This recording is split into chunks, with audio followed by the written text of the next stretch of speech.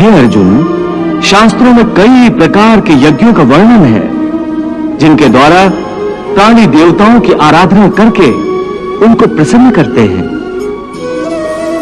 हे अर्जुन, समस्त देवता मेरा ही स्वरूप है, इसलिए इन यज्ञों के द्वारा प्राणी मेरी ही आराधना करते हैं। हे मधुसूदन, तुम्हारे कहने का अर्थ है कि यज्ञ कई प्रकार के होते हैं? कृपा करके मुझे उन सबका विवरण बताओ। पार्थ, पहले यह समझ लो कि यज्ञ क्या है। अपनी किसी श्रेष्ठ वस्तु को, अपने धन दौलत को, अपनी किसी विशिष्ट भावना को, बल्कि अपनी किसी तीव्र कामना को भी मुझ परमात्मा के चरणों में समर्पण कर देना, इसी को यज्ञ कहते हैं। अपनी प्रिय वस्तु की कुर्बानी, यही यज्ञ की मूल भावना है।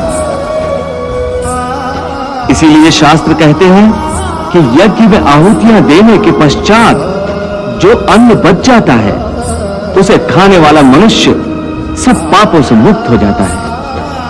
और जो लोग केवल अपना ही पेट भरने की ही भावना से अन्न पकाते हैं, वो तो पाप का ही भोजन करते हैं। हे केशव, यज्ञ के बारे में आम धारणा तो यही है कि अग्नि जलाकर अग्नि कुंड में आहुतियां देने का नाम यज्ञ है। परंतु हे माधव, तुम तो कहते हो कि जन कल्याण का कोई भी कर्म यज्ञ है।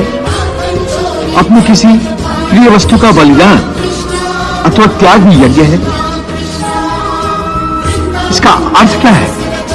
हे अर्जुन, ये ठीक है कि प्राणी अपनी अपनी निष्ठा के द्वारा ही अलग अलग प्रकार से अलग अलग देवताओं की पूजा करने के लिए हवन आदि करते हैं, उसे भी यज्ञ कहते हैं। और कुछ लोग परम दानी होते हैं, वो अपने धन आदि का दान करते हैं, वो भी यज्ञ है, उसे द्रव्य यज्ञ कहते हैं।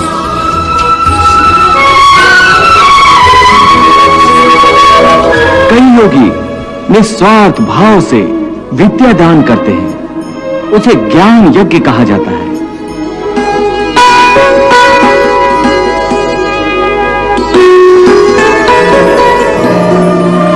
इसके अतिरिक्त अष्टांग योग साधन की कुछ योगिक क्रियाएं भी ऐसी हैं, जिनके द्वारा कई योगी पुरुष आध्यात्मिक सिद्धियों के लिए प्राणायाम की क्रियाओं पर आधारित प्राण यज्ञ करते हैं।